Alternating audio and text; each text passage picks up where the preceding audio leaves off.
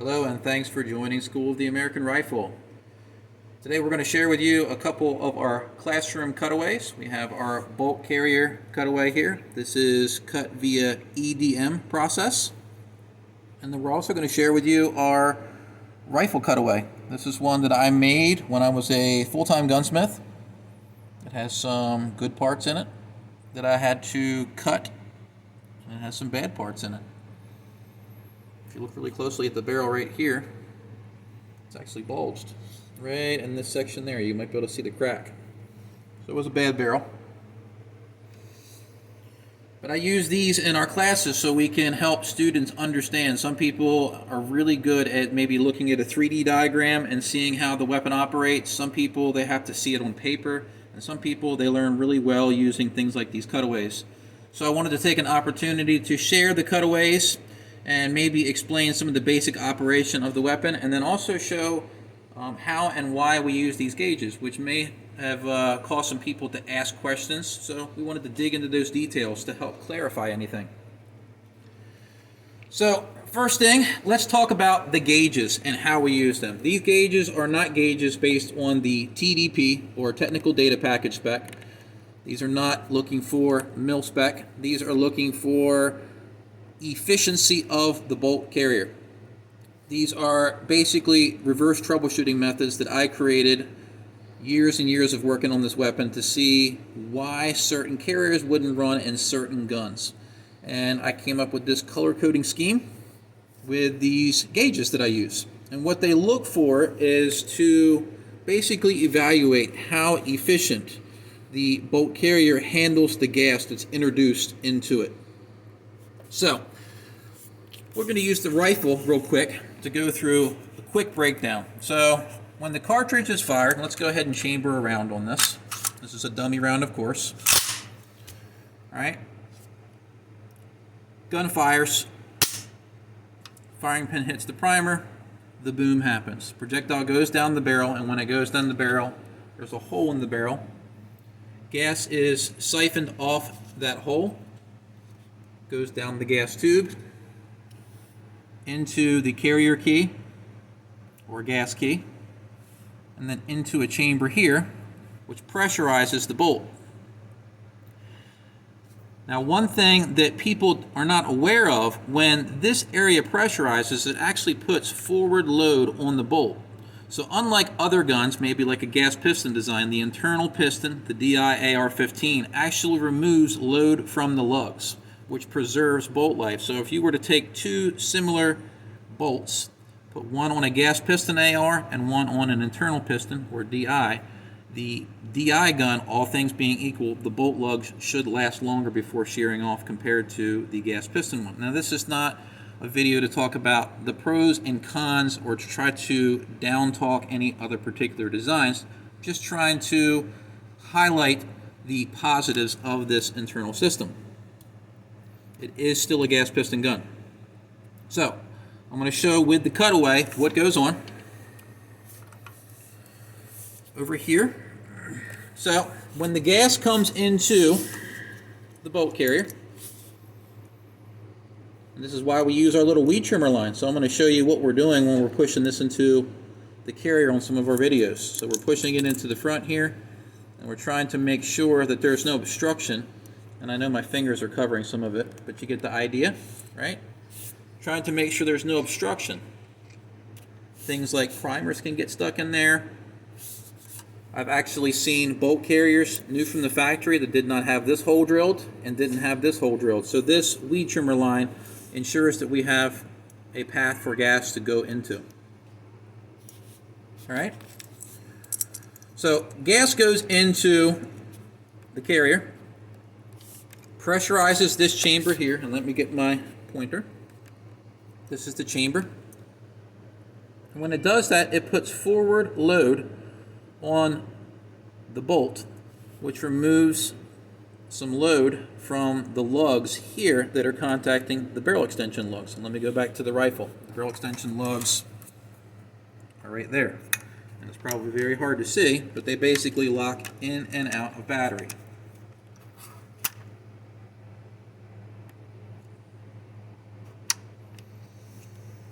So that forward pressure will unload those lugs, which will preserve their life compared to a standard piston design. Now, once they can't move forward anymore because the cartridge is there, the system will cam open and cause the carrier to move rearward. So, put this aside. Let me break down with the gauges what we're looking for. So we have 3 bores in our carrier. We have our bolt support shoulder here. We have our gas ring run from here to here. And then we have our, what I call, bolt tail seal there. So 1, 2, 3. This run right here has nothing to do with gas system efficiency. This just makes contact with this raised area on the bolt here to stabilize it. So if this ring was undersized when the bolt's in the carrier, it's going to have more movement. If this bore here is oversized, the bolt will have more movement. You can't have it too tight, but wanted to explain that this first run has nothing to do with gas system efficiency.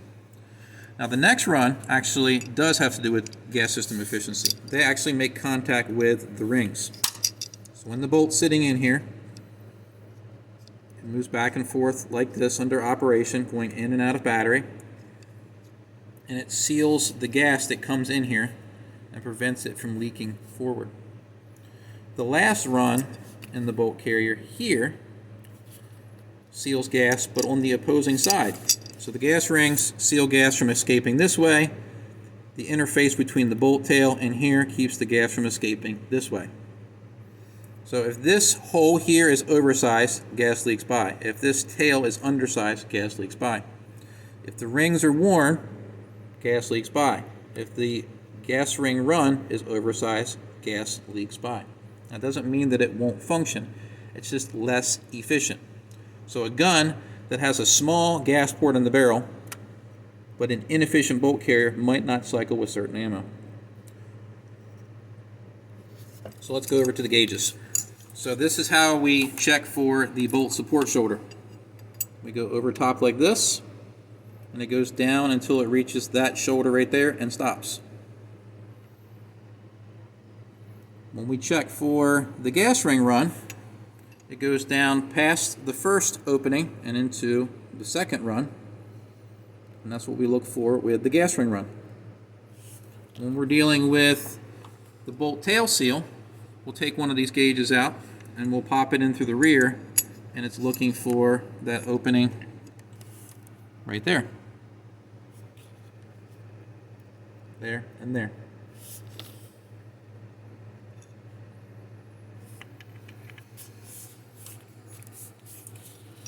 One phenomenon that can happen is if you have a poor fit between the tail and the inside of the carrier. Let me put the cam pin back in.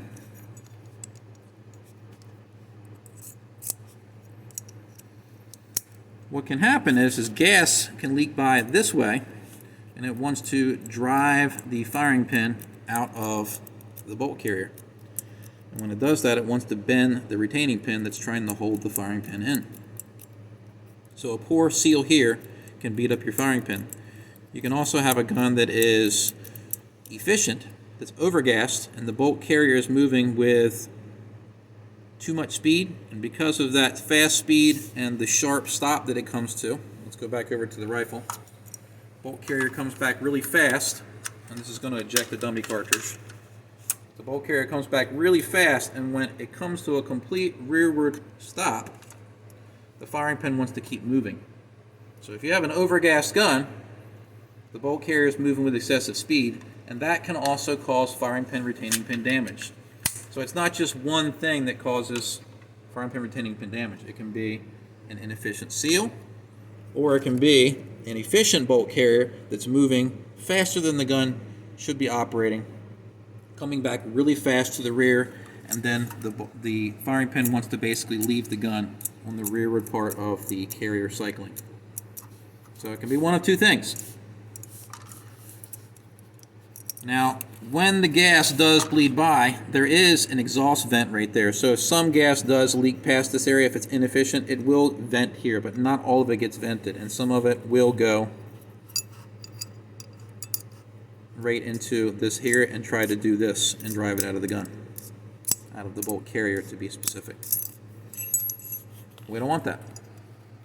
Firing pin retaining pin is a cheap device, but it's still something that you should look at to see and try to understand what's going on with the gun. Maybe it'll tell you that you have an inefficient seal, even without gauges, or maybe it tells you that your bolt carrier speed's too high.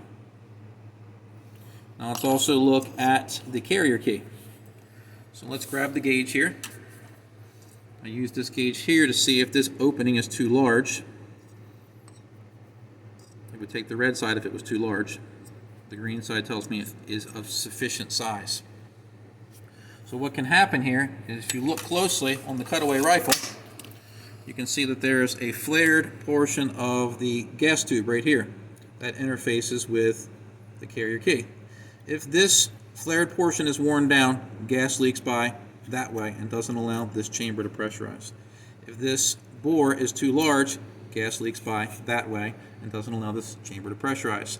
So again, if you have a gas tube that's heavily worn, that can cause efficiency issues. If this is oversized, it can cause efficiency issues.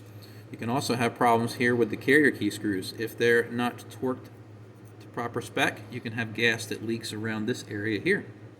If you have broken screws, the carrier key will wobble, it might not lock the bolt open, it might not cycle. There's a lot that's going on in here that a lot of people don't think about, and that's why we look for carrier efficiency. It's not to look for pass and fail, it's to look for inefficient, moderate, and efficient. I can get a better understanding of what I'm dealing with when it comes to the bolt carrier, which is essentially the heart of the gun.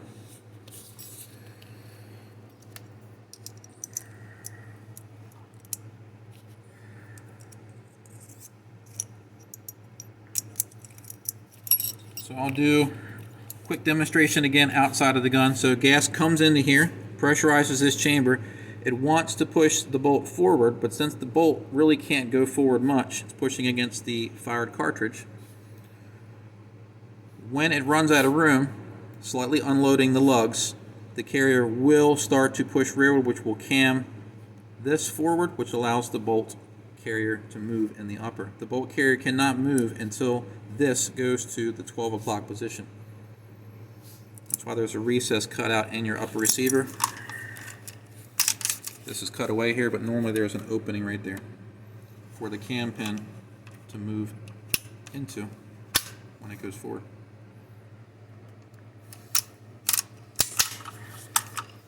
But I wanted to add this to the video. I thought it was important. I wanted to show this in the video. I wanted to show how the gauges are used and why I even bother checking for that.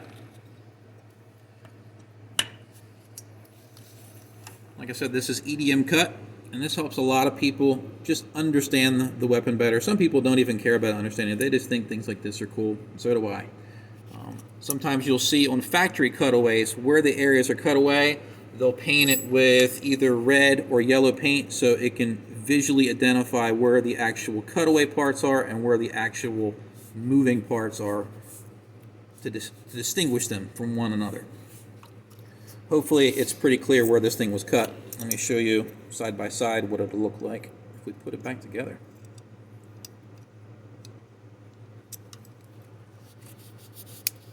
There we go. Look how precise they did that cut. It took very little material away.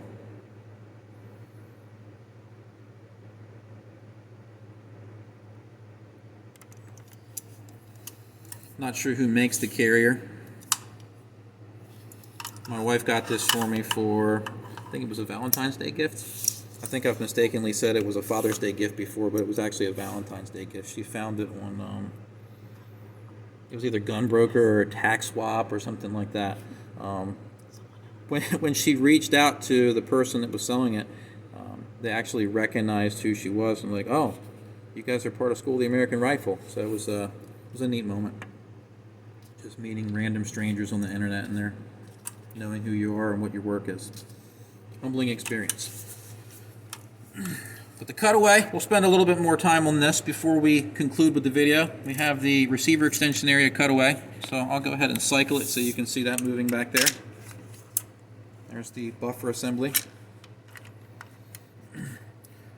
We have an area right here in the fire control group area where you can fire it and show how the disconnect works. Disconnect releases. Hammer drops. Of course, the carrier wasn't all the way forward, and that's why we had that jump there. We do have an original Colt Cutaway magazine. This is not one that I made. This is a factory mag. You can see right there where they painted it yellow where they cut it away, see? I cut away the area where the cam recess area was. Some of the barrel extension is cut away to see if we can get the lugs going in and out of battery. We might not be able to.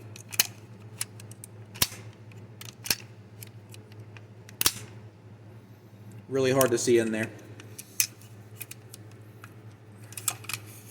The chamber's cut away, so you can see the throat area, neck, shoulder. We did cut away the gas tube as well so you could see inside of the gas tube. Not that that's very important.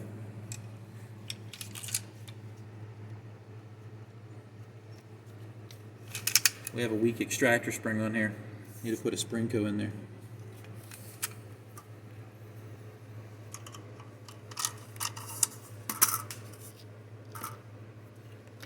Alright, so what did we forget? Gas key, 3-bore. We're not using this for alignment. I guess I could bring that up. So when we do our carrier key alignment, what can happen sometimes is when the carrier key is staked, sometimes the staking process can force the carrier key to one side. Sometimes when they cut the area for the carrier key to sit in, it's not cut straight and the carrier key sits off to one way. It's also possible that that recess isn't cut wide enough and the carrier key cannot sit and seat down all the way and it sits off to one side. And sometimes the carrier key actually points upwards. I'm exaggerating, but like this or like this.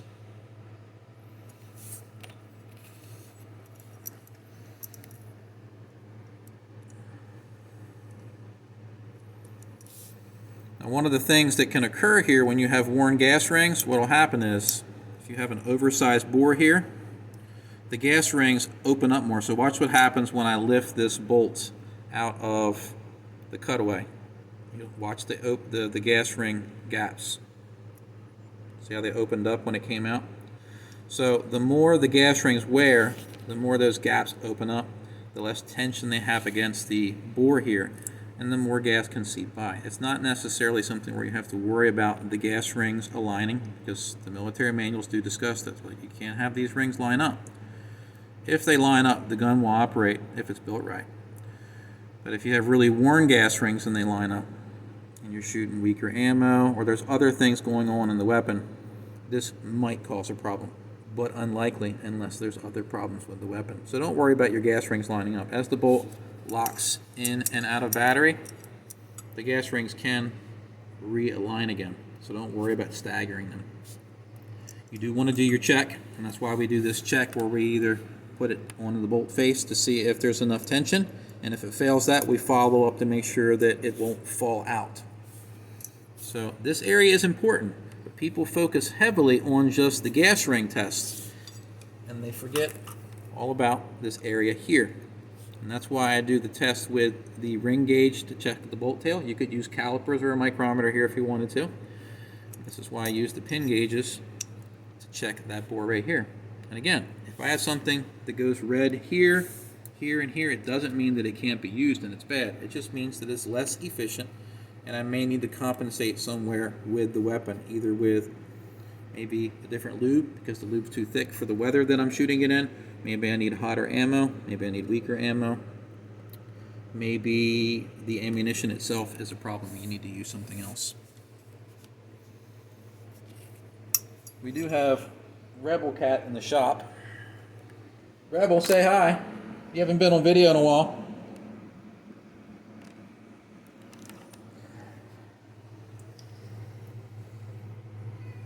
What? I'm gonna get you. Come here.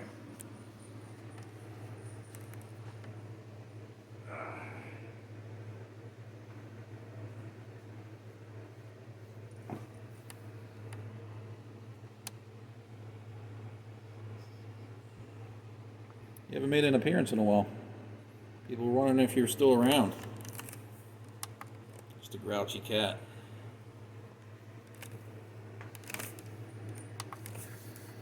All right, sorry for Rebel's interruption. He's our shop cat. So hopefully I clarified some maybe gray areas for people watching. Maybe it was entertaining for you. Maybe it was educational for you. Always thankful for everyone who views. Thanks for watching.